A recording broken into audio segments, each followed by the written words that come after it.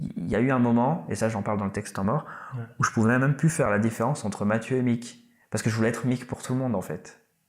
C'est-à-dire que je voulais être l'artiste applaudi. Et même dans ma vie de tous les jours, avec mes proches, avec ma femme. Bonjour à toi et bienvenue pour un nouvel épisode du podcast Les Néhémies. Le podcast où l'on part à la rencontre d'entrepreneurs, de leaders, d'artistes inspirés qui entreprennent dans ce monde d'une manière ou d'une autre pour apporter leur petit grain de sel. C'est un avertissement, attention vous tous, les artistes, chanteurs, rappeurs ou autres, faites attention parce qu'on a ce masque qui se développe, hein. Il faut pas se nourrir, faut pas avoir cette idolâtrie de l'approbation des autres parce qu'on sera toujours frustré, on n'est jamais comblé. Je suis vraiment très heureux aujourd'hui de te présenter et surtout d'accueillir Mathieu alias Mick. En fait, Mathieu est auteur, poète, beatmaker, rappeur, rêveur. Tant de mots pour décrire un artiste que je qualifierais simplement de passionné. Il pense, écrit et pose des textes depuis déjà plus de 10 ans. Et son mot d'ordre, partager. Et c'est important, et ça je le dis souvent aux petits jeunes qui se lancent, pourquoi tu fais ça ? T'as vraiment envie de faire quoi ? C'est quoi ton objectif ? Sois super honnête devant le miroir. Si c'est pour avoir de la visibilité et te faire de l'argent et de passer sur Skyrock, ok, dis-toi ça, ok, je veux faire ça, d'accord. Alors dans ce cas, effectivement, fais des choses que tout le monde aime et va dans ce sens-là. Mais est-ce que tu as vraiment envie que ce soit juste ça ton aboutissement ? T'as pas d'autres choses à raconter ? Est-ce que t'as pas envie juste d'être toi-même et que les gens t'écoutent comme toi-même et que t'as des valeurs, tu vois, t'as une espérance à raconter ? Et si je devais te décrire simplement ce podcast, je pense que je te dirais que c'est une exploration enrichissante au cœur même d'un artiste éprouvé, au travers de ses luttes et de ses combats, tout simplement. Bah écoute, je te souhaite une excellente écoute à toi. Mets-toi à l'aise, pose-toi, et puis profite bien, inspire-toi, bouge-toi, entreprends des choses, et surtout, avant tout, abonne-toi au podcast, mets un commentaire. À très bientôt, c'était Clément pour te servir. Ciao. Salut Mick, Salut, tu vas bien? très très bien, un peu fatigué mais ça va. J'ai vu direct avec les cernes. Bon ça va, il faut que je récupère quelques heures de sommeil. Yes. Bah écoute, moi c'est un plaisir de te recevoir sur le podcast Les Néhémies. Ah, merci pour moi. Ça fait, ça fait je pense 3-4 ans que je te suis sur YouTube, tout ça. Ouais. J'étais tombé dessus, je sais plus comment, sur l'album, c'était Scandale, Plume à Plume à Scandale, c'est ça, ouais. J'écoutais en boucle Action Vérité, je crois que c'était ça, ouais, le son, ouais. Ok. Ouais, du coup, je me suis dit, ça serait bien de voir un peu les backstage, tu vois, de Mick. Et donc voilà, pour vous présenter un peu Mick. Alors Mick, t'as commencé à 16 ans, c'est ça? Ouais. Maintenant ça va faire ton 5e album depuis 2010 que t'as sorti. Officiellement 4, je préfère dire 4 parce que le tout premier, je le considère plus trop comme un album, c'était plus un test, tu vois. Ouais. Donc voilà, et ça commence avec Relecture en 2012, Plume à Scandale en 2014 dont tu parlais là. 2016 Nuntius et là tout récemment en 2019 Mon Critérium incarné. Ouais, c'est ça, sorti il y a une semaine quoi, ouais, c'est ça. C'est ça.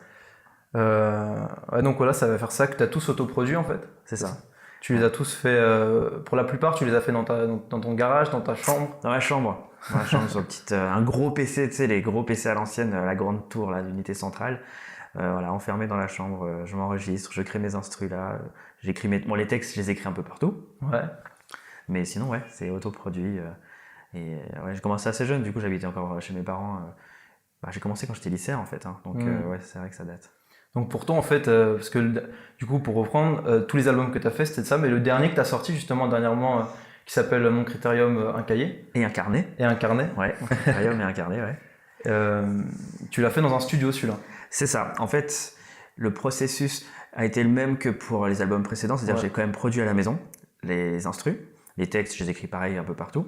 Et c'est l'enregistrement qui a été fait en studio et ensuite aussi le mixage et le mastering qui a été fait en studio. Donc en fait c'était vraiment pour avoir une qualité audio meilleure que les autres quoi. Donc c'est un petit peu la petite nouveauté par rapport aux autres.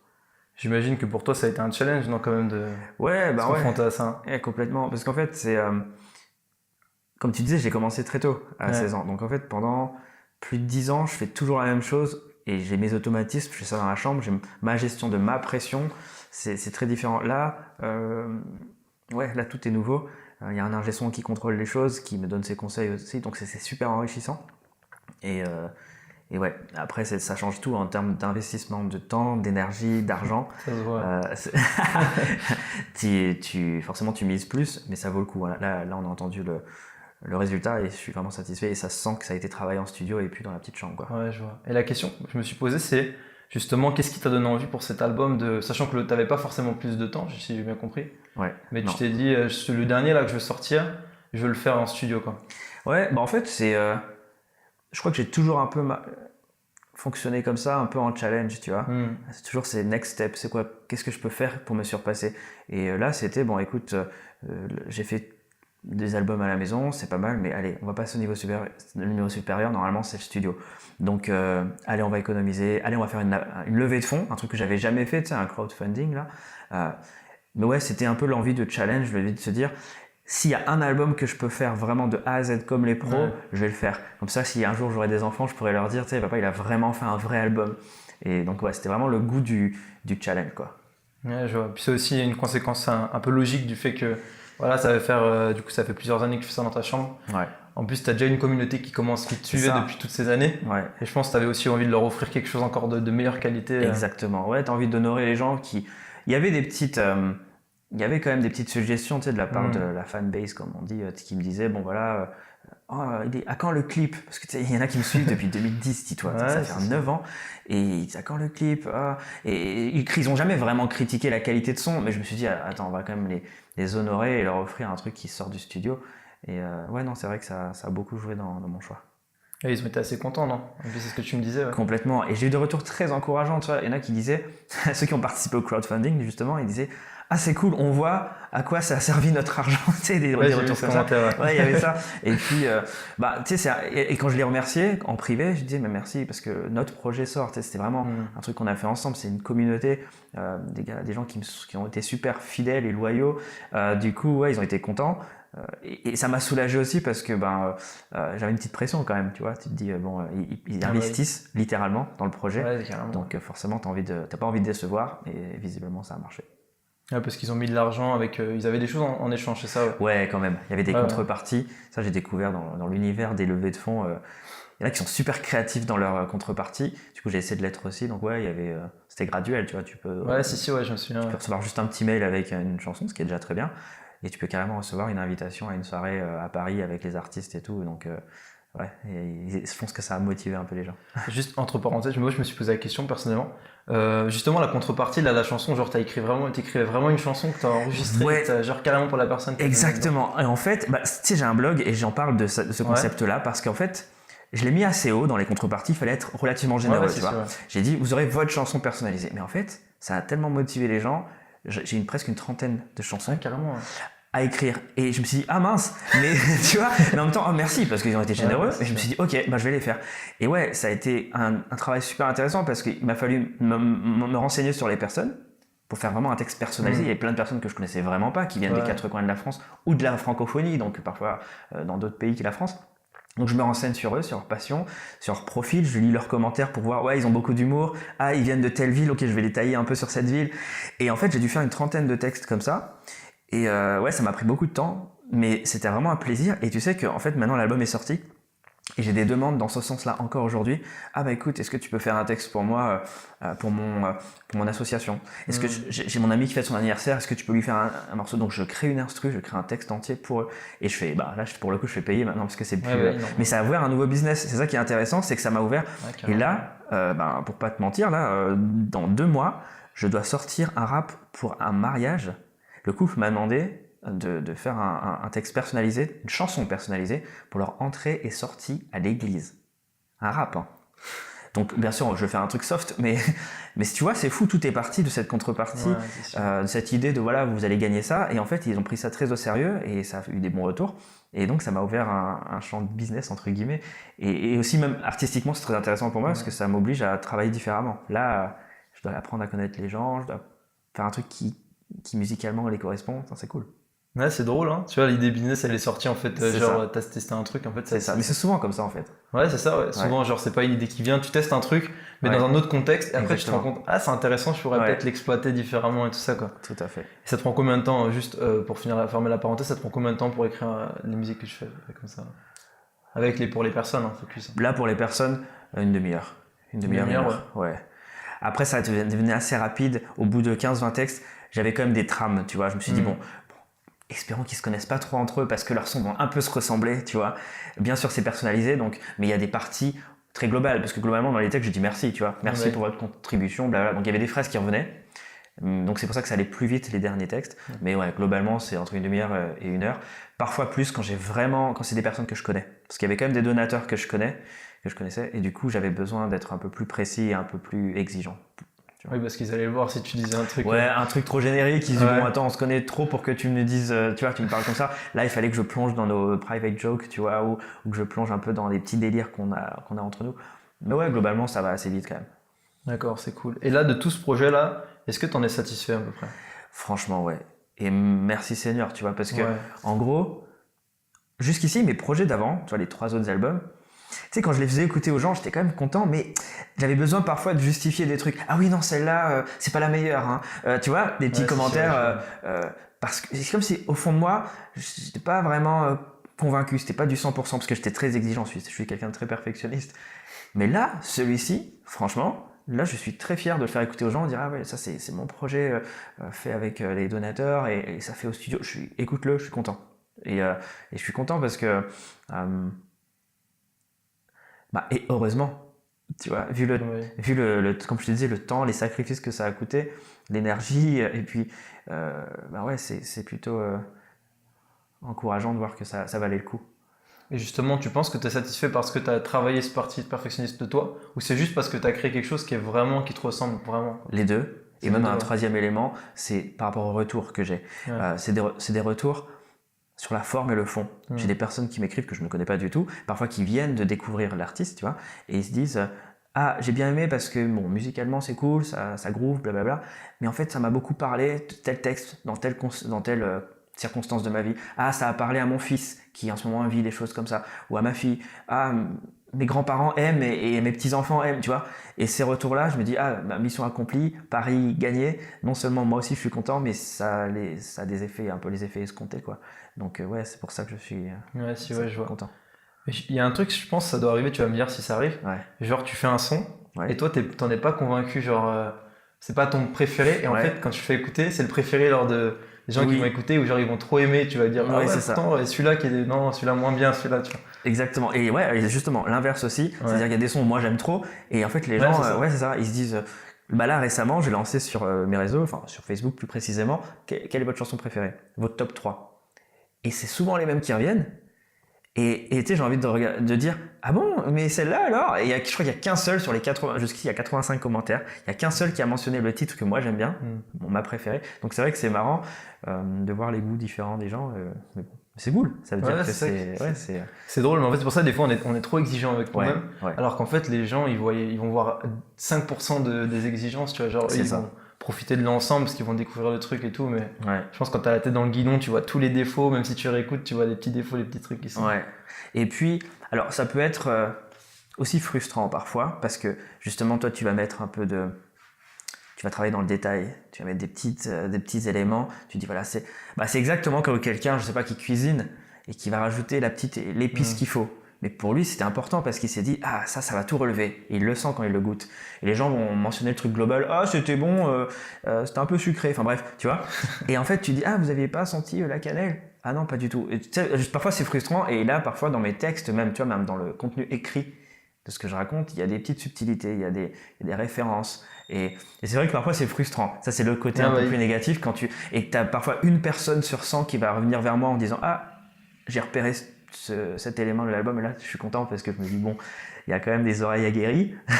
Mais bon, voilà, ça c'est vraiment, je pense, toutes les frustrations que les artistes peuvent connaître, mais c'est pas grave. Hein, ça va être d'autres artistes qui vont écouter justement, qui vont voir les petits détails. Ça va être d'autres artistes qui sont dans le même domaine que toi, je pense. Je pense, ouais.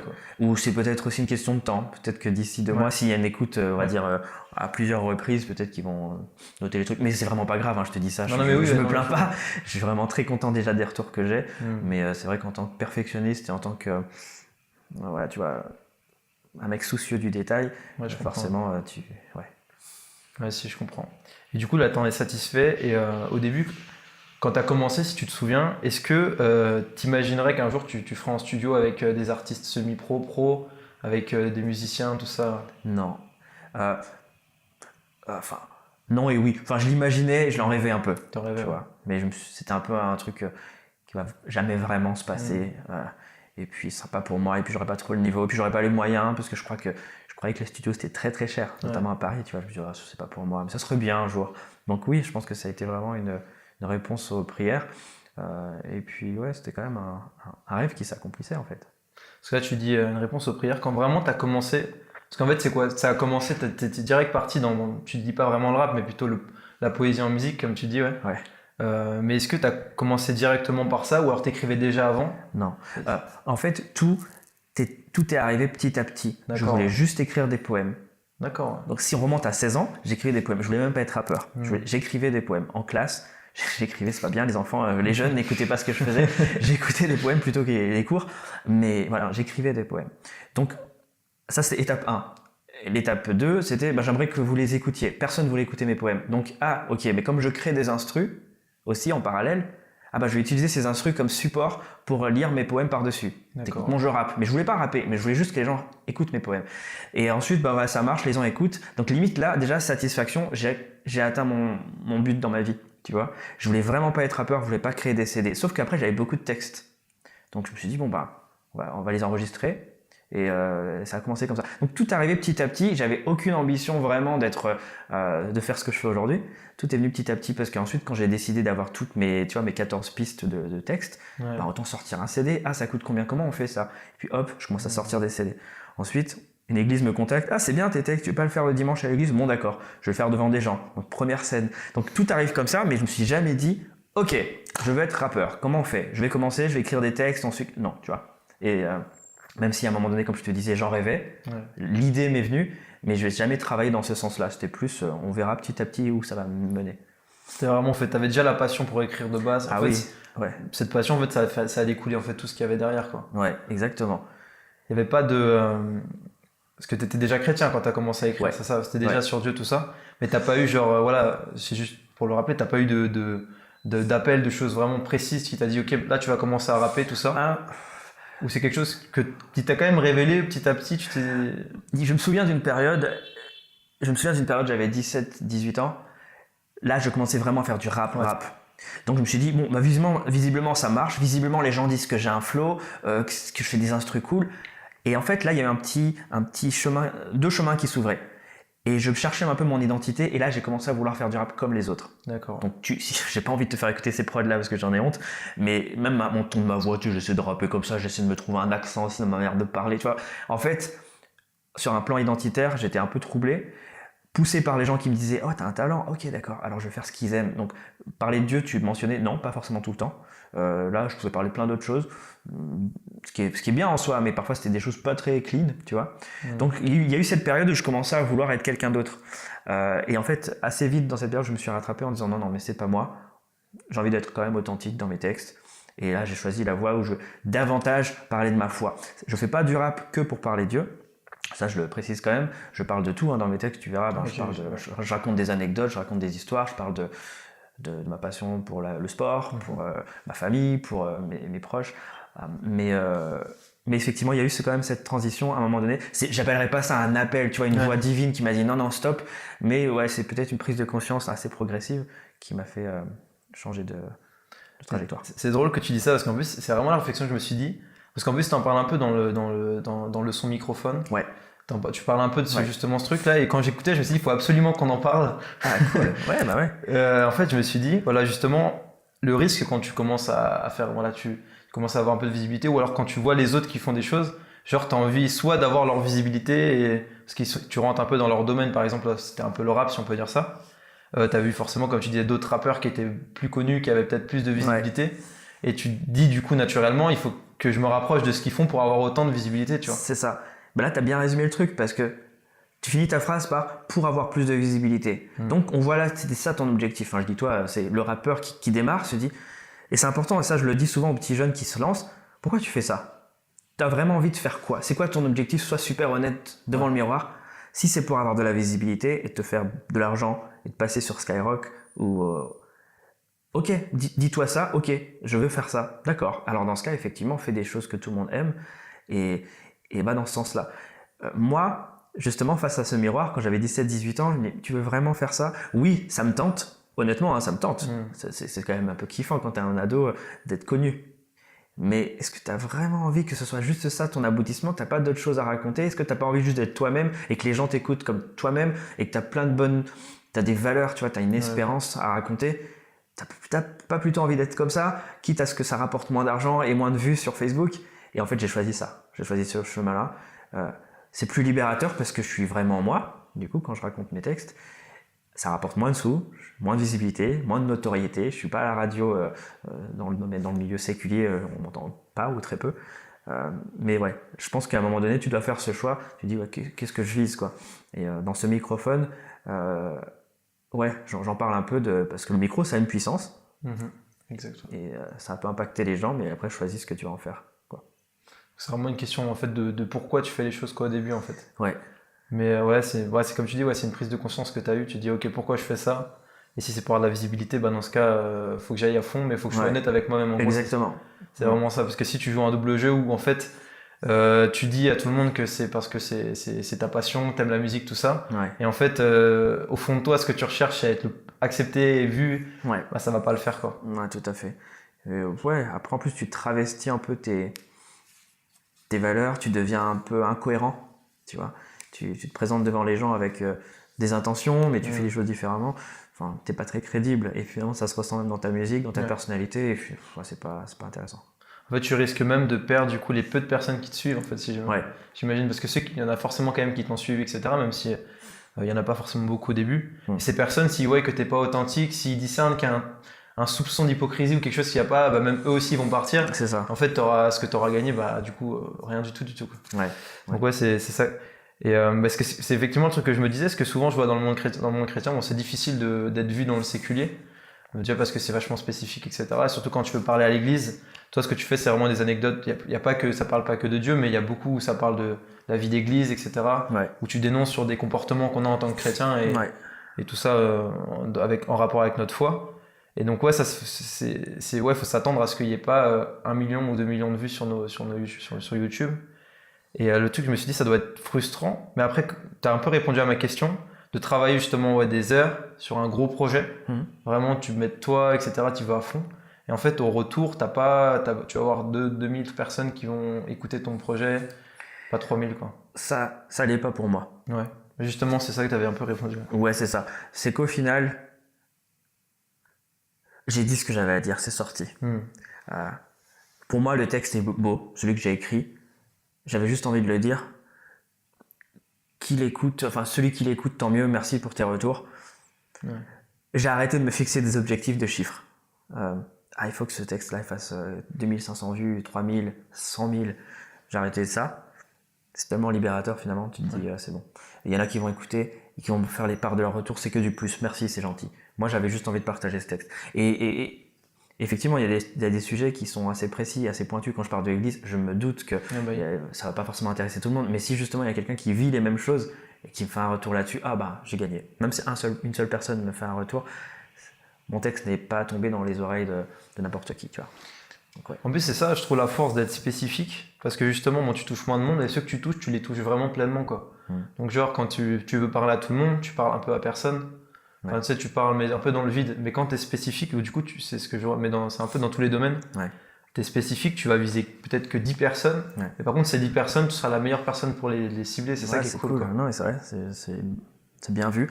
Après, je tiens juste à préciser, ça on en a parlé de toute façon, dans l'album en entier, tu verras que l'album n'est pas spécifique. Parce que je couvre plusieurs sujets. Encore une fois, moi, je rappe pas pour l'église, en fait. Il y a des textes, effectivement, où là, effectivement, des gens de l'église, des jeunes ou des moins jeunes s'y retrouveront. Mais dans d'autres textes, j'espère et je vise celui qui s'en fiche complètement de l'église, tu vois, celui qui est complètement en dehors. Et j'essaie d'attirer son attention sur des réflexions un peu plus profondes. Mais c'est vrai que je me dis, alors ça, je le dis dans toutes les conversations que j'ai au sujet de ma vie artistique, le rap, la musique, c'est l'extension de ma personne. Donc quand tu es avec moi comme maintenant, ça peut être n'importe qui. On imagine si on est à table, je ne veux pas parler que de Dieu, on est d'accord, tu vois, sur 3 heures Pour 3 heures à table, c'est long, mais sur 3 heures, je ne veux pas dire Dieu, je vais te parler de ma passion pour la NBA. Je vais te raconter que hier, j'ai marché, je me suis tordu la cheville, tu vois, je raconte des anecdotes. Et pour moi, l'album, c'est ça. C'est comme si on dit, mec, t'as 50 minutes, en 12 titres, raconte ta vie, raconte ce que tu veux. Ah ok, bah dans ma vie, il y a ça, ça, ça. Et effectivement, il y a des textes pointus où certains s'y retrouveront, avec des problématiques que je connais, et des textes, ouais, c'est pas que pour l'église, et c'est pas... ouais, c'est ça que j'aime dans la musique, c'est que c'est juste, j'expose qui je suis en musique. Ouais, c'est clair. En fait, c'est même ce que tu dis dans un son, c'est tu prends en fait, c'est limite des petites parties de toi. Ouais. Vraiment des parties de ton cœur, des trucs qui te passionnent, des trucs qui te font kiffer. Ouais. En fait, t'as juste ce désir de les partager avec tes auditeurs, quoi. Ouais. Il y a presque un effet thérapeutique en fait là-dedans. Ouais. Parce que, je sais pas si tu le vois, mais je suis relativement introverti dans le sens où j'ai plein de choses à dire, mais parfois je suis un peu complexé sur la manière dont je vais le dire. Et j'ai peur de comment tu vas réagir en retour. J'ai peur de mal formuler ma phrase. J'ai peur que ce soit pas le bon moment. Et en fait, l'écriture, c'est un peu mon échappatoire, tu vois, c'est un peu ma solution, ma petite, ma thérapie. Parce que je dis, ok, alors dans ce cas, je vais bien le dire par écrit. Tout ce que je pense de toi, Clément, tu vois, j'arriverai mal à te le dire maintenant, mais t'inquiète, donne-moi juste 2 heures ou 1 heure, je prends une feuille, je vais le dire en rime, je vais choisir une instru, et là, je te l'expose. Que ce soit des choses gentilles ou moins gentilles, ou je parle de toi, mais ça peut être sur le Paris, sur la vie, sur ma femme. Ah ok, j'ai des choses à dire, mais je vais bien le dire. Et en fait, ouais, c'est la thérapie, et c'est des morceaux de mon cœur que j'expose sur la feuille, parce que c'est plus clair pour moi, ça sera plus facile. Donc, ouais. Faut à ne pas utiliser en cas de dispute, hein, j'imagine. Genre. Ah ouais, non, pour l'instant, j'ai pas fait ça. Vraiment, j'ai pas fait de gros clash. Ouais, de gros clash. Mais ça pourrait écouter. mais blague à part, il faut savoir, alors tu vas trouver ça girly à souhait, je sais pas. Je tiens un journal, en fait. Ouais. Et en fait, ça travaille mon écriture, ça travaille mes mises en forme de phrases, etc., mon expression, mais ça travaille aussi cette thérapie-là. Ça veut dire que là, lorsque je vis des trucs très contrariants, lorsque je suis contrarié, lorsque je suis vexé, je suis très content, je suis excité, en fait, c'est toujours mis à l'écrit. Donc en fait, oui, finalement, mis à part la musique, j'ai quand même ce réflexe d'écrire mon ressenti encore. Ouais, c'est un déclic que tu as eu, ça, l'importance de faire ça. Personnellement, je le fais. Ouais. Alors, je l'ai pas fait en 2018, je l'ai fait tout l'année 2017, genre j'ai rempli mon carnet et tout. Ouais. Et j'ai pas eu le courage de le faire en 2018. Mais est-ce que tu as eu ce déclic justement de te dire, en fait, quand j'écris, c'est vraiment. Ou c'est quelque chose que tu as compris dès le début, genre. Ça, c'était une passion que j'ai depuis que j'ai 17 ans. Donc en fait, j'ai depuis 17 ans écrit tout ce que je fais tous les jours. Ouais. Donc c'était vraiment l'amour de l'écriture, l'envie de s'exprimer. Donc ouais, je pense que c'est ce complexe dont je te parlais. Bon, complexe, je pense pas non plus une grosse névrose. Hein. Enfin, j'espère que quand tu me vois pas non plus comme un mec super coincé. Mais oui, il y avait quand même ce besoin d'extérioriser par l'écrit. Donc ouais. Ouais, c'est drôle. Hein. D'accord. Et du coup, ouais, ça travaille ton introversion ou justement t'exploitais plus ton introversion en fait pour ça quoi. C'est une très bonne question. Je ne sais pas. Non, je pense que ça a quand même travaillé à ce que je sois plus expressif justement, à ce qu'après je sois un peu plus à l'aise. D'ailleurs la scène m'a aidé à être... J'ai jamais été timide devant les gens sur scène, jamais eu vraiment de trac, mais parce que mes textes sont préparés et parce que j'aime bien un peu faire le clown sur scène. Mais le fait d'écrire, ça a travaillé quand même mon expression. Mais c'est un sujet intéressant parce qu'en fait, souvent on confond, je crois, introverti et timide, mais en fait c'est complètement différent. Ouais, je pense, ouais. Timide, ça peut être un facteur de l'introversion quand c'est pas bien exploité. Mais l'introversion, en fait, c'est autant une force que l'extraversion, en fait, l'avantage. Ouais. C'est que justement, l'introverti, en gros, il va être sensible, beaucoup plus dans la sensibilité, il va avoir beaucoup plus d'éléments, etc. Et justement, pour l'écriture, même pour faire ressentir les petites choses que les gens ne voyaient pas, etc., et ça va être le meilleur, tu vois. Ouais, non, mais je pense qu'il y a de ça. Parce que oui, clairement, je ne me définirais pas comme timide. Ouais, c'est ça. Là, pour le coup, pour l'anecdote, quand j'avais un peu moins de 10 ans, je crois 9-10 ans, mes parents m'ont raconté, parce que je m'en souviens pas trop, qu'on avait une réunion de famille à Madagascar, parce que je suis d'origine malgache. Il y avait 200 personnes, je crois, à cette réunion de famille, donc les grandes familles malgaches. Et je me suis mis à faire un sketch devant tout le monde. Ils sont tous tus, ils m'ont regardé. Et je faisais un sketch parce que bon, là, je parlais français, j'essayais d'imiter des mots malgaches, parce que je parlais. Et il y avait des applaudissements et tout. Et moi, en fait, je faisais mon show. Et mes parents se sont dit, mais d'où il tient ça, ce côté, je me donne un peu en spectacle, mais j'ai pas le trac, je suis pas timide, parce que eux, ils le sont un peu plus, mes parents un peu plus timides. Ouais. Du coup, cette anecdote est assez révélatrice sur la suite, parce que j'ai jamais eu de trac quand je vais sur scène. Tu me mets 20 personnes, comme 500, comme 3000. J'ai pas le trac, parce que j'aime bien faire ça. Alors, je sais pas si c'est bien de vouloir trop se montrer en public, mais pourtant, en one-one, comme avec toi là, ou en privé, je serais pas celui qui va prendre la parole forcément plus, ou je vais beaucoup réfléchir, comme tu dis là, je serais plus dans l'introversion sans être timide. Ouais. Je sais pas si tu vois un peu. Non, si je vois bien en plus. Ouais. Parce que c'est un questionnement que je me dis, parce que moi personnellement je suis introverti aussi. Ouais. Et c'est de me dire, mais en fait tu peux même être extraverti et être timide. Et moi quand on m'a dit ça, en fait ça m'a paru bizarre, mais comme tu dis, en fait le fait d'avoir du trac, et moi c'est entre parenthèses, mais vraiment pareil, quand j'étais encore en cours, je voyais souvent des personnes très extraverties. Ils étaient presque au bord de l'évanouissement quand ils devaient parler devant toute la classe pour parler. Et genre moi je comprenais pas parce que moi au contraire j'étais tout l'inverse. Ouais. Et justement parler devant la classe c'est quelque chose que j'aimais faire, tu vois. Ouais, non, c'est Alors ça. que parce que j'avais bien, comme tu dis, moi j'avais bien révisé ce que je devais présenter. Bon, ça fait vraiment longtemps c'était au collège. Hein. Ouais. Mais et ouais, du coup c'est un des trucs que je réalise. En fait c'est beaucoup d'idées reçues qu'on a en fait justement sur l'introversion, etc. Quoi. En fait dans les deux cas c'est bien. Faut juste savoir l'exploiter. Tout à fait. Savoir l'utiliser avec ses forces, etc. Et t'as tout dit. Faiblesses que ça, quoi. Ouais. C'est juste ça, quoi. Et j'aimerais bien surfer sur un point que tu as dit. Ouais. Tu as dit, je sais pas si c'est trop bien d'être devant plein de monde. Est-ce que justement ça a été un piège pour toi ou quand tu étais devant le monde, tu avais besoin de ça finalement, quoi. Ouais. En toute franchise, ça l'a été, et j'en parle dans mon nouvel album, donc j'invite les auditeurs à y aller, parce qu'il y a un morceau notamment qui s'appelle Temps mort, où je parle de ça, du masque quand même qui s'est développé. Parce que tu vois cette anecdote qui paraît anodine du Mathieu qui a 9 ans, Mathieu c'est mon prénom, qui a 9 ans, 10 ans devant 200 malgaches de sa famille, elle est amusante, mais elle est inquiétante parce que c'est ce que j'ai cultivé toute mon enfance, jusqu'à mon adolescence, cette culture de l'applaudissement. Donc ce désir un peu excessif de l'approbation des autres. Tu vois, de faire des choses, l'idolâtrie de l'approbation des autres. Après, dès que j'ai commencé à faire de la scène, donc peut-être vers 17-18 ans, quand je commençais à rapper devant des gens, c'était latent, tu vois, je pouvais même pas l'exprimer, mais je pense que ça a travaillé dans mon inconscient, c'était, en fait, je vais quand même me nourrir, j'ai besoin de ça, applaudissez-moi, c'est bien ce que je fais, et en fait, je vais essayer de faire des choses qui vous plaisent, comme ça, vous allez encore plus m'applaudir. Donc en fait, j'ai commencé un peu à développer une idolâtrie. Alors tu vas me dire, c'est pas si mauvais, parce que finalement les gens aiment parce que tu fais des jolis textes. Mais en fait, ça devenait plus profond chez moi, tu vois, je voulais nourrir quelque chose d'autre, un ego, une envie, un désir d'être juste aimé, tu vois. Ouais. Et là, ça peut être dangereux. C'est pour ça que maintenant, je peux avoir ce recul, c'est comme je t'ai dit, je suis plus à savoir qui a liké mes trucs, s'il y a 2 likes, s'il y a 200 likes, c'est la même, enfin, je dis ça, c'est encore en travail chez moi, tu vois, j'essaye d'apprendre à me détacher de ça. Mais effectivement, c'est comme tu as utilisé le très bon mot, c'est un piège.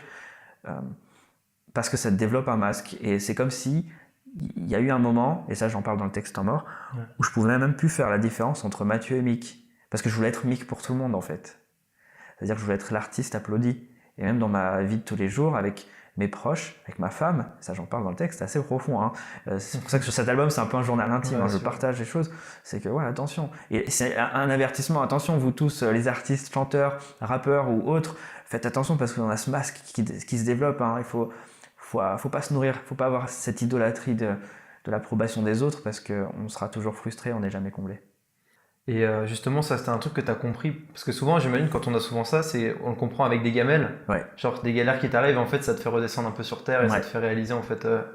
Et justement, toi, c'était un peu le cas, du coup ? Ouais, il y avait plein de galères, plus ou moins grosses, hein, selon les étapes. Mais ouais, il y a eu des étapes des mésaventures en fait, ou des grosses prises de conscience à travers les mots parfois des uns ou des autres qui étaient justes mais très durs parfois. Je me disais Mathieu, là, pourquoi t'es comme ça ? Là c'est pas toi. Ou moi qui me rendais compte que j'avais gravement blessé quelqu'un dans mon attitude, ou qu'en fait je faisais des choses un peu déraisonnables, enfin pas du tout sage, mais c'est parce que oui non mais là je suis allé trop loin dans mon idolâtrie. Ah oui là il y a vraiment problème chez moi. En fait je développe une sorte de névrose, tu vois. Ça se manifestait par des mots ou des actes assez concrets qui me faisaient réaliser, attention, là, ta vie d'artiste qui te semble très bien, parce que les gens aiment, finalement, ça nuit à ta personne. Et ça peut nuire aussi à ton entourage. Donc il y a eu ces temps difficiles quand même. Ouais, ce que j'imagine, parce qu'en général, c'est ce que Dieu utilise pour nous faire comprendre les choses, genre, surtout pour ce genre de choses. Mais c'est souvent le cas au début, en fait. Souvent, quand on commence un projet, on veut toujours, c'est rare que directement on s'en fout de l'approbation, etc. Je pense que c'est presque automatique au début quand on commence quelque chose, qu'on se met dedans à fond, qu'on commence à avoir un peu de résultats. Et en fait, on commence du coup à regarder les résultats, même si à la base on dit moi je m'en fous, tu sais. Mais je pense que c'est tous les projets, hein, moi c'est pareil. Et en fait, tu veux continuer à cultiver ça et en fait tu t'éloignes un peu de ce que tu voulais faire initialement, ce que Dieu t'avait mis à cœur, quoi. Et d'autant plus quand tu le fais pour Dieu, parce qu'à la limite d'autres gens seraient peut-être contre mon discours, hein, et ils diraient bah écoute, non, on veut des applaudissements, on est comme ça, bah, c'est bien en fait. Mais quand tu décides de le faire pour Dieu, bah, y a ce verset qui dit que Christ grandisse et moi je diminue. Tu vois, et en fait, bah, ok, bah, tu es prêt à le faire. Et ben moi je me suis rendu compte que non, en fait j'aimais bien grandir moi et utiliser le nom de Christ pour me faire mousser moi. Et je pense que c'était des rappels à l'ordre, des petits avertissements que Dieu me disait, si tu veux vraiment me servir et être mon serviteur, il va falloir que tu appliques quand même ce verset. Et à la dure. Et parfois il y a eu des coups d'humilité plutôt, qui m'apprenaient ah oui c'est vrai, c'est lui en fait qui mérite toute la gloire, c'est lui qui a permis que toutes ces portes soient ouvertes, c'est lui qui m'a permis de trouver ce studio dans le 10, c'est lui qui a tout fait en fait. Donc apprendre de plus en plus à dire non allez, d'accord, alors dans ce cas Mathieu, mets-toi un peu plus en retrait. Mais c'est vrai que comme tu dis, c'est pas le réflexe premier que tu as quand tu commences à 16 ans, quoi. En plus comme tu l'as dit le mot tout à l'heure justement, c'est libérateur après en fait. Carrément. Parce que tu as juste tout un gros sac de pression en fait. Parce que la pression quand tu les regardes, tu veux qu'il soit tourné vers toi. En fait, humainement, je pense que on n'est pas fait pour ça en fait. Humainement, pour porter autant de gloire, autant d'applaudissements, autant de choses sur nous. Et même si on a l'impression qu'on est fait pour ça, en fait, je pense que c'est pour ça que, ça sert à rien de citer, mais il y a plein de stars, etc., qui vivent très très mal la pression, parce que, alors que justement, ils sont au summum de ce qu'on peut espérer niveau gloire. Et en fait, on peut se rendre compte à travers tout ça, en fait, qu'on n'est juste pas fait pour ça, en fait, de base, quoi. C'est ça. Et on peut pas être comblé par l'approbation des autres. Tu seras jamais comblé. Et ça, il m'a fallu du temps pour le comprendre, mais je peux enfin le comprendre. Et je le comprends tous les jours. Hein. Je me le redis. Hein. C'est que c'est comme une nourriture t'as toujours plus faim. C'est le pire. C'est que plus tu manges, plus t'as faim. Et c'est pour te dire, j'ai une petite carrière, hein, mais j'ai déjà fait de la scène devant 3000 personnes. J'ai signé plein d'autographes de suite. Tu sais, c'est limite le rêve pour le petit Mathieu qui voulait des applaudissements. En fait, non. Je sentais quand même un vide. Ouais, mais je veux plus. Et je peux comprendre du coup les artistes, pareil, on va pas citer de nom, mais tu vois, même, on va dire Madonna, tu vois, après 40 ans de carrière, je sais pas, ça m'étonnerait pas qu'elle nous fasse ce témoignage un jour. En fait, j'ai jamais été comblé. Alors que tu vois, tournée mondiale, des millions d'albums vendus, un nom que tout le monde connaît, et en fait, ça te rend. Et quand tu arrives à comprendre, quand la Bible, tu vois, elle te dit il y a que Dieu qui comble, ça tu te dis la Bible dit ça, on le sait, mais bon, là en fait, je peux vraiment le comprendre. Parce qu'enfin j'ai essayé malheureusement de me nourrir ailleurs et en fait non, ça marche pas. Donc donnez-moi tous les likes que vous voulez, je serai content, je serai flatté pour mon travail, mais je serai pas comblé. Donc ça change tout. Ouais, c'est ça. Ouais, c'est un peu lié avec ce qu'on disait avant. Du coup maintenant c'est vraiment au niveau de la passion, etc. Tu t'en fous. C'est ton message, ce que tu veux partager et puis voilà quoi. Ouais. Après, je sais pas si je vais empiéter sur la suite de tes questions, mais il y a quand même pour être assez honnête, vu que maintenant j'en vis, il y a quand même un juste milieu. Quand tu dis je m'en fous des réactions, du retour des gens, oui et non, je suis quand même très flatté et tu vois, le fait que je fasse de la pub pour mes projets, parce que les gens pourraient dire ça, dans ce cas, pourquoi tu communiques autant, pourquoi tu veux vendre tes CD, pourquoi tu vas être sur les réseaux sociaux, tu vois, donc je pense qu'il y a quand même une sagesse à avoir, surtout quand on décide d'en faire sa vie ou de son gagne-pain. Il y aura de la com, il y aura du marketing, il y aura... tu as besoin quand même d'avoir un retour sur investissement. Mais là, la différence, c'est qu'effectivement, je ne veux pas être esclave de ça.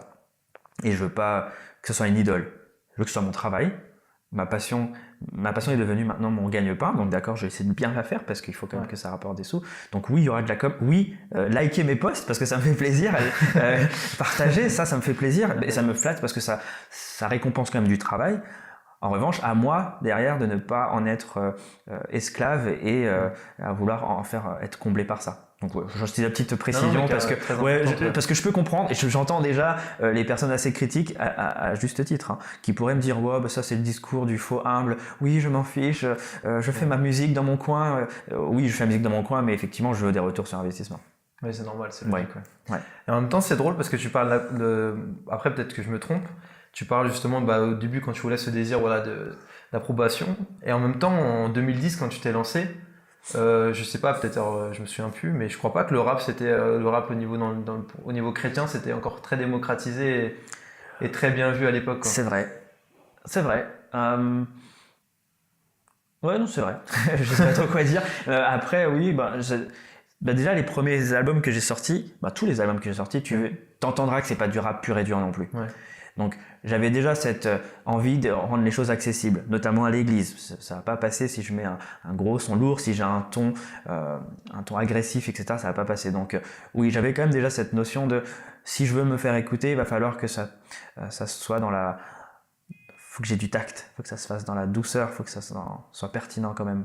Donc, mais oui, j'ai choisi un axe. Après, encore une fois, je visais pas non plus que les églises, hein. Je visais aussi les jeunes de mon âge.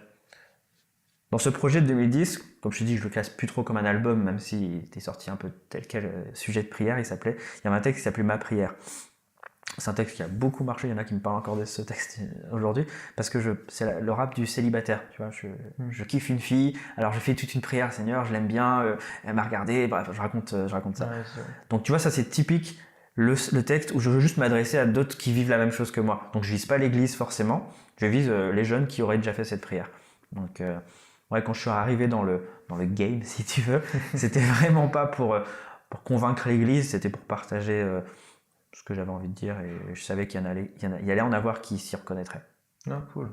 Et tes parents, quand tu t'es lancé, ils t'ont directement suivi Ouais, super... comment on appelle ça? Soutien. Ouais, en termes de soutien, ils étaient super bons. Je suis issu d'une famille de musiciens, hein. Donc mon père est prof de musique, c'est lui qui nous a fait baigner, notamment dans le jazz. Du coup, quand ils voyaient que je faisais, parce que je produisais de la musique, hein, je faisais mes instruments moi-même, donc au-delà des textes, qu'ils aimaient bien, finalement, on dit, bon, notre fils écrit de la poésie, il aurait pu faire des choses pires que ça, donc pourquoi pas, s'il veut que tu vois ce que je veux dire. Et en plus, quand je créais mes instrus, c'était l'occasion pour mon père de me glisser quelques mots aussi, quelques notions en termes d'harmonie et d'arrangement. Donc en fait, ils étaient contents. Et puis quand ils voyaient que ça commençait à me rapporter un peu de sous, faire des plans dans des concerts dans les églises ou autres, non, ils étaient vraiment, en termes de soutien, il n'y a rien à dire là-dessus. Ils ont super. Pas de bâton dans les roues, pas de critiques démoralisants.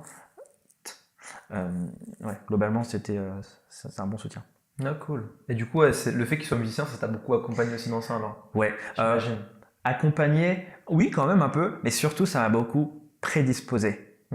Parce que depuis petit, mon père nous donnait des cours de musique, d'harmonie, et il nous faisait surtout écouter ce que j'appelle de la bonne musique, mais c'est très prétentieux de dire ça parce que c'est très subjectif. Oui, mais voilà, on a grandi dans le jazz, dans la soul, dans le R&B, dans de la musique assez technique sur le plan même rythmique et harmonique, et du coup j'ai grandi là-dedans. Donc en fait, à partir du moment où j'ai décidé de créer mes instrus, il y avait toutes ces influences qui revenaient. Et comme je te dis, je suis d'origine malgache aussi, donc pareil, il y avait aussi le côté un peu folklorique, traditionnel qui était là aussi, parce qu'on en écoutait pas mal. Et j'ai grandi à l'île de la Réunion. Donc à la Réunion aussi, culturellement, musicalement, tu as des choses très intéressantes. Donc tout ça m'avait prédisposé à faire de la musique. Donc merci à eux pour ça. Et après, quand j'ai décidé d'en faire, forcément, ils avaient aussi leur retour, leur regard un peu critique. Et mon père faisait, comme je te disais, des petits commentaires sur ce que je faisais, mais sans être trop intrusif. Donc je pense qu'ils m'ont surtout aidé dans l'avant-mic. D'accord. Ouais, en plus, c'est drôle parce qu'en fait, tous les styles que tu as cités, c'est exactement... Tu les mélanges tous et ça fait en fait ce que tu fais aujourd'hui quasiment la plupart des instrus. Ah bah ça me fait plaisir que tu te dises ça, parce que oui, c'est ce que je vise. Mais c'est clairement ce que j'écoute. Et les gens parfois sont surpris parce qu'ils se disent ah oui, c'est un rappeur, donc ouais, t'écoutes quoi comme rap? Et en fait, ils sont surpris parce que j'écoute très peu de rap finalement. J'écoute beaucoup plus de jazz, de gospel, de R&B, de soul, même beaucoup de musique classique. Et c'est-à-dire de la musique classique dans le nouvel album que j'utilise en tant que sample, comme on dit. Donc oui, c'était un peu mon but de dire voilà, tout mon héritage culturel musical, il va s'entendre dans mes morceaux. En fait, c'est amusant parce qu'en fait, ça va complètement sur la lignée du partage, en fait, parce que autant tu veux partager ce que tu as vécu, mais tu veux aussi, avec la musique, pouvoir partager aussi en même temps ta culture et partager un peu tout ce qui a bercé un peu ton enfance jusque-là, quoi. Ouais. Non, mais c'est trop cool. Et je sais que c'est une grâce, finalement, de pouvoir faire ça et d'en vivre maintenant. Enfin, je me dis, merci Seigneur, parce qu'en fait, c'est trop bien.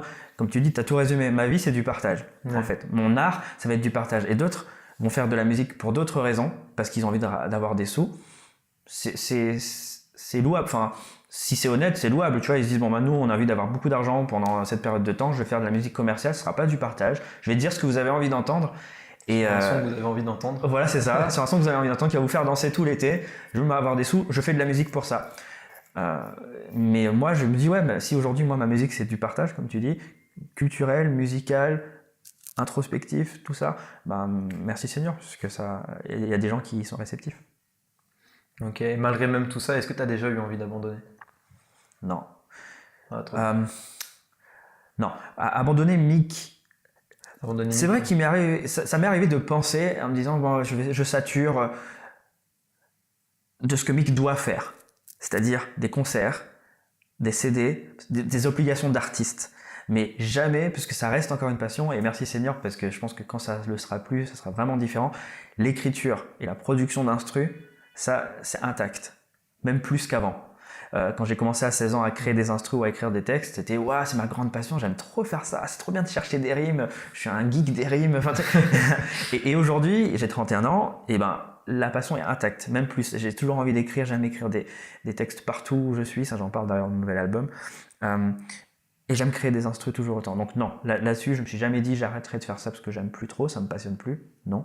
En revanche, effectivement, ça m'est déjà traversé l'esprit de dire tu vas encore faire des concerts, tu vas faire des albums, tu vas faire une promo sur les réseaux sociaux, il faut que tu sois présent. Enfin, j'ai déjà été découragé par moments, mais ça dure jamais très longtemps. En général, je pense que c'est quand tu as des pics de fatigue, des trucs comme ça, à mon avis. Ouais, des pics de fatigue, voilà, c'est ça. C'est quand ça déborde un peu sur ma vie perso. C'est ce dont je parlais tout à l'heure, quand ça peut même avoir un effet même psychologique sur moi et sur ma femme, et sur mon entourage. Là, dans ces moments-là, c'est vrai que parfois stop, c'est tout en mort en fait. Encore une fois, je ramène vers ce morceau-là. Parce que parfois, la vie d'artiste, quand ça empiète un peu sur la vie perso, c'est l'indicateur rouge qui clignote. D'accord, ouais. Du coup, c'est en fait quand Mick prend la place sur Mathieu, quoi, c'est là que ça commence à être peu supportable, quoi. C'est ça. Et justement, pour ça, est-ce que du coup, tu t'imposes des temps ou off? Avant, c'était plus facile parce que j'avais un travail. On en parlait tout à l'heure en off. Je bossais de 9h à 18h dans une entreprise, donc j'étais quand même déconnecté de Mick. Le Mick, c'était le soir et les week-ends, donc un vrai hobby comme tout le monde, quoi. Ouais. Depuis un peu plus d'un an, maintenant que j'en vis, c'est vrai que là, je dois m'imposer cette discipline pour ne plus retomber dans le « attention, Mick peut déborder sur Mathieu, problème de personnalité, qui je suis, trouble identitaire ». Non, je rigole. Mais en gros, voilà, aujourd'hui, c'est vrai que je dois apprendre à être discipliné. Donc, comme je bosse beaucoup de la maison, par exemple, dans mon home studio, je dois apprendre à me dire, ok, là, je vais essayer de faire des heures raisonnables parce qu'à un moment donné, Mathieu, c'est un mari aussi. Et le mari, il a des responsabilités, des obligations, même à la maison parfois. Donc, il faut que j'honore ça. Mathieu, il a une vie d'église. Et à l'église, c'est pas Mick. Mathieu, c'est un ami aussi voilà, j'ai des potes au basket et tout ça. Donc, tu vois, donc j'essaye d'avoir une certaine rigueur, une certaine discipline pour pouvoir bien délimiter les deux champs d'action. Ça, c'est même un gros dilemme qui revient en général quand tu entreprends quelque chose en général. Ouais. De pas laisser empiéter justement. Parce que quand t'es un peu maître de ton projet, si on peut dire ça comme ça, t'es aussi maître soit de le faire prendre la place sur les autres choses ou de lui donner un peu moins de place, quoi. Ouais. Sauf qu'au début, on donne souvent beaucoup de place parce qu'on kiffe passer du temps dessus et tout. C'est un hobby qui prend beaucoup de temps et qu'on aime beaucoup faire en général. Et là, je pense qu'en plus, si toi, t'aimais trop faire les intrus, t'aimais trop tout faire, c'est difficile. Ça veut dire, bon, j'aimerais bien continuer, mais c'est ça. Parce que j'ai ça à faire, j'ai ça aussi à faire. Exactement. En fait, quand t'es passionné, c'est chaud. Hein. Parce que tu peux ne pas t'arrêter. En plus, ce sont des passions qui, logistiquement, sont très simples. J'ai l'ordi, il faut un casque, et c'est bon, j'ai tout. Tu vois, à la limite, si j'ai ma passion, c'est le basket aussi, mais je sais que le basket, je peux pas y jouer tout le temps, à toute saison, enfin, sauf si, bref. Mais logistiquement, c'est tellement prenant. Il suffit que je sois dans le bureau, là, tac, je commence une instru, ou même un texte, tu vas écrire, tu peux écrire partout. Donc, il m'est arrivé, en fait, sur un plan très personnel, d'être avec ma femme, on discute, on passe un temps de qualité, et en fait, j'ai juste envie d'écrire un texte. Tu vois, parce que j'ai 3 rimes qui me restent dans la tête. Ah oui, il faut. Donc, bon, ça, à la limite, elle peut le comprendre, et puis je partage avec elle, ça peut être agréable, mais ça peut être parfois. Il faut que je m'impose cette discipline en disant non, mais c'est bon, il y a un temps pour tout. Là, on va pas se mettre à sortir la feuille, le crayon et s'isoler comme un geek de l'écriture. À un moment donné, tu vois, là, t'es là, tu passes du temps avec ta femme, et c'est très bien comme ça, et t'écriras demain matin. Donc oui, il y a quand même une discipline à avoir. Sinon, on va te le faire comprendre, je pense. Oui, voilà, c'est ça. Rapidement. Mais je pense que et je suis très content de ce qu'elle me complète bien parce que elle, pour le coup, elle est à l'heure d'aujourd'hui, à l'heure de cette conversation, elle est doctorante, donc elle prépare une thèse. Okay. Wow. Donc ouais, et elle aussi, du coup, beaucoup de travail, et parce qu'elle bosse beaucoup à la maison. Donc quand tu bosses sur une thèse, tu peux bosser 11 heures d'affilée parfois. Donc elle connaît ces problématiques-là de s'auto-discipliner, d'être un peu, de se faire violence parfois et de se dire bon allez, là je vais quand même faire autre chose. Donc ouais, on est tous les deux un peu dans ces problématiques-là, et c'est bien parce qu'on arrive à en parler plus facilement. Non, d'accord. Ouais, vous vivez à peu près la même galère. Ouais, c'est ça. Parce qu'elle aussi, bon, elle, ça la passionne ou c'est juste parce que oui, elle est passionnée. Ouais, c'est un sujet qui la passionne en plus. Ouais, c'est ça. Du coup, ouais, il faut qu'on apprenne à parfois mettre de côté ces passions-là pour être plus efficace dans nos rôles plus perso, quoi. Ok. Et là, ça serait quoi un peu maintenant, à partir de tout ça, tout ce que tu as appris, maintenant tes ambitions un peu pour l'avenir, avec Mick, avec Mathieu, même au niveau professionnel, tout ça, quoi. Là, je rentre dans un chapitre assez intéressant, puisque comme je t'ai dit, bon, depuis peu, j'ai envie. Du coup, et puis je me suis plus tout jeune. Bon, après, je dis j'ai 31 ans, donc ça va, t'as des rappeurs bien plus vieux que ça encore dans le milieu. Mais je suis arrivé à une réflexion où il va falloir que, je pense, j'étende un peu mon activité. Donc, si tu veux, là, je suis dans ce chapitre où j'essaie de voir plus large. Plus large que s'enregistrer, faire un album, faire des concerts. S'enregistrer, faire un album, faire des concerts. Je me dis, bon, là, je vais en vivre. Est-ce que ce cycle-là est viable? Est-ce que c'est cohérent aussi avec ce que je suis devenu, comme Mathieu, de 31 ans, homme marié depuis un certain temps? Est-ce que je peux pas faire des ateliers d'écriture, par exemple, tu vois? Est-ce que je peux pas écrire des chansons personnalisées plus souvent? Est-ce que les gens aimeraient que j'intervienne dans leur culte, tu vois, ce que je prêche carrément, je l'ai fait aussi, tu vois, en rime ou pas, enfin, tu vois, et comment élargir un peu son champ d'action pour rester cohérent et continuer, comme tu disais, dans la notion de partage, parce que j'ai évolué, je suis plus le petit Mathieu qui va faire le texte Ma prière parce qu'il est célibataire. Non, là, tu vois, il y a des choses qui ont changé. Donc, est-ce que dans mon art, je vais pas non plus essayer d'évoluer et inclure davantage en plus le côté business, il faut le dire, où il faut quand même réfléchir un peu autrement.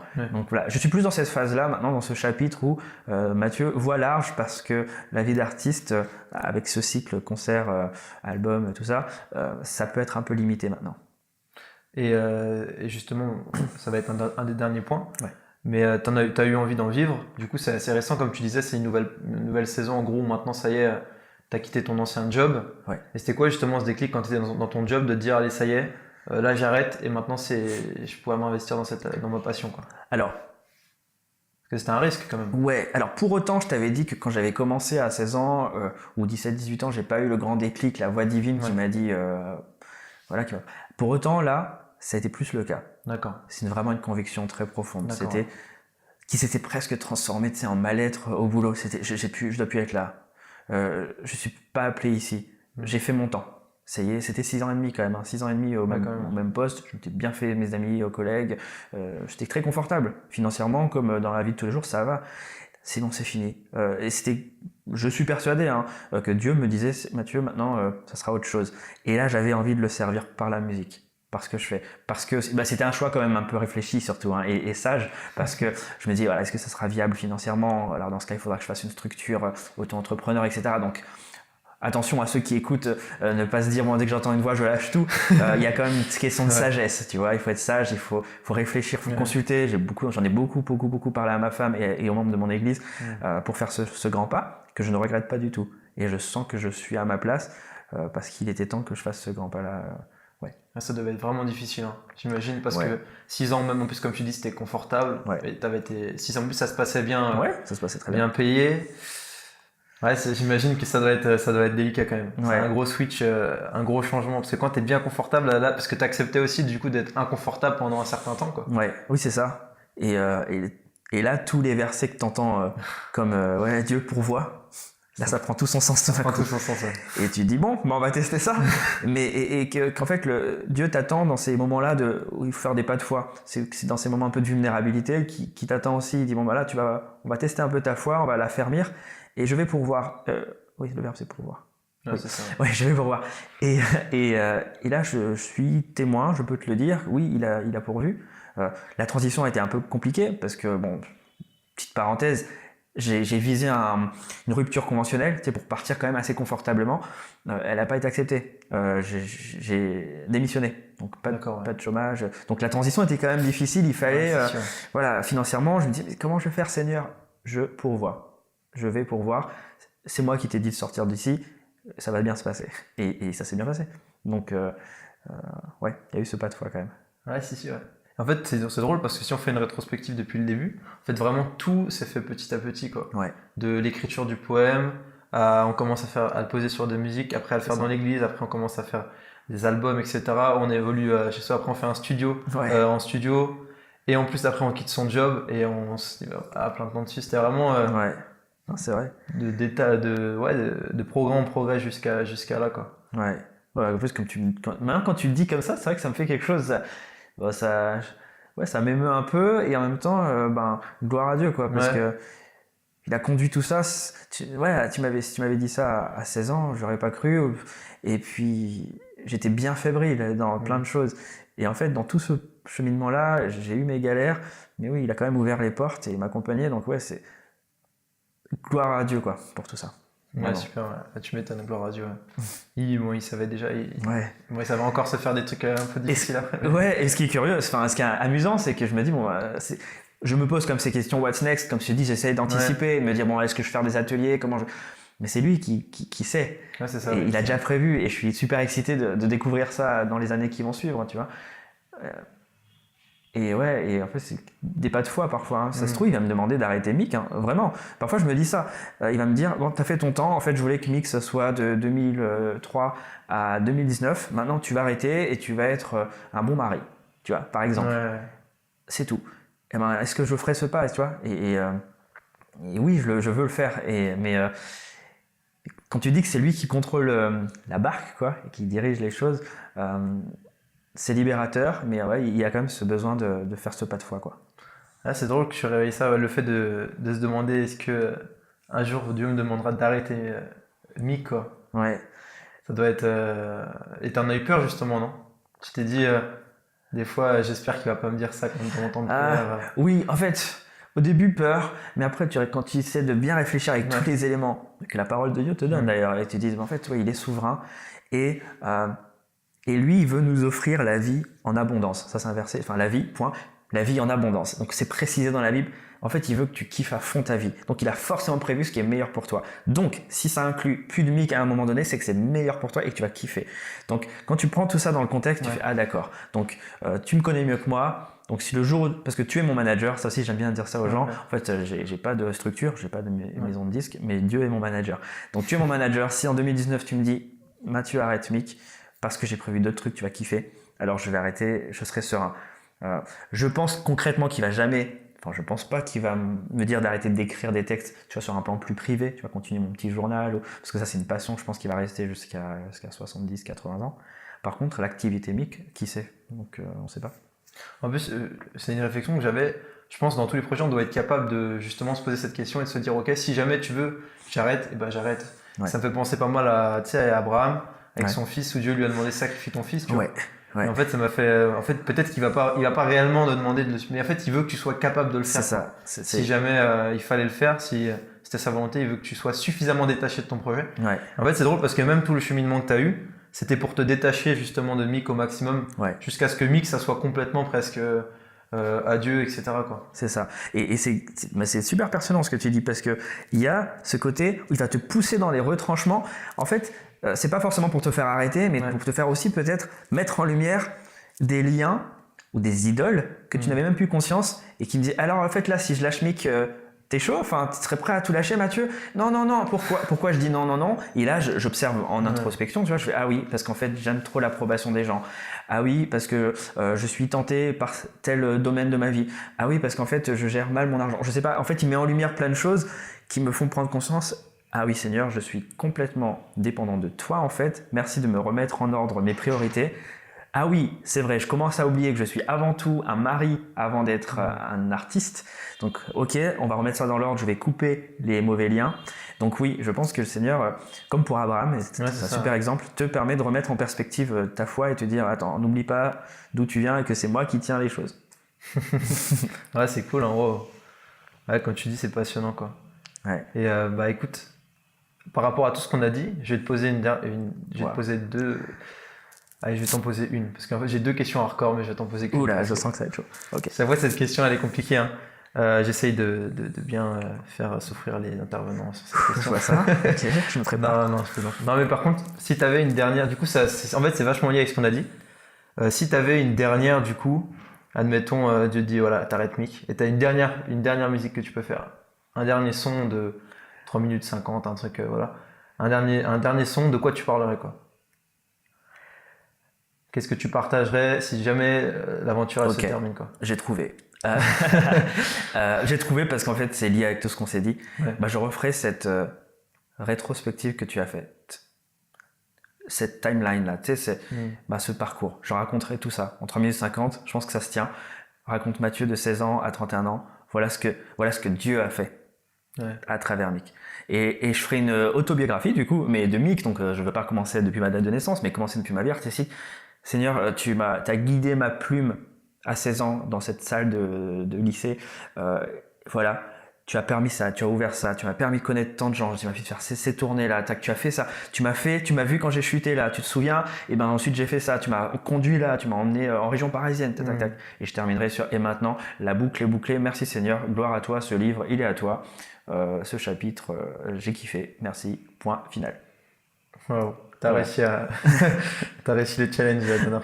Yes, merci. Oui, heureusement que t'en avais qu'une seule. Hein. Non, mais ouais, non, c'est une très bonne question en tout cas. En fait, l'autre question, en fait, je l'ai pas posée parce qu'elle lie en fait tout ce qu'on a dit avant, quoi. D'accord. Bah écoute, merci beaucoup. Merci à toi. Alors, juste avant, et j'oublie tout le temps là, je vais pas oublier les liens, surtout que je mets dans la description du dernier album. Ouais. Et où est-ce que si les gens n'ont pas la description, où est-ce qu'ils peuvent te retrouver sur Instagram ou Facebook? Qu'est-ce Instagram. Mick-du-bas officiel, je crois. Ou Mick iHood. Enfin bref, je sais plus, mais ils tapent Mick, ils vont trouver M-E-A-K. Oui, ça s'écrit M-E-A-K. Je suis sur Instagram, je suis sur Twitter, sur Facebook. Et puis, il y a à peu près tout sur mon site officiel. Donc, vous tapez Mick, site officiel sur Google, il y est. Et depuis peu, je mets aussi une newsletter pour ceux qui veulent vraiment savoir ce que je fais tous les mois, surtout depuis que j'ai mon activité propre. Donc voilà, il y a toujours plein de moyens de me suivre. Bah écoutez, n'hésitez pas du coup à aller sur son site internet si vous voulez le suivre davantage. Ouais. Vous avez tous les réseaux sociaux, le lien d'album si vous voulez écouter les derniers sons qu'il a parlé.